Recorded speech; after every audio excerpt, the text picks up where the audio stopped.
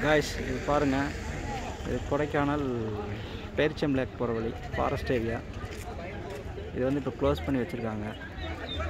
இந்த ஃபோட்டோ பார்த்தீங்கன்னாலே தெரியும்.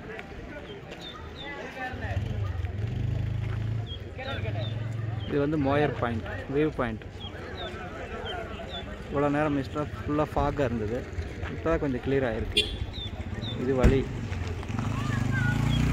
இது கார் பார்க்கிங்.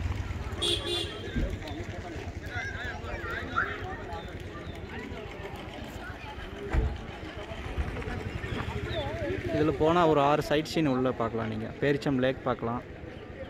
ஃபாரஸ்ட்லேருந்து க்ளோஸ் பண்ணி வச்சுருக்காங்களா.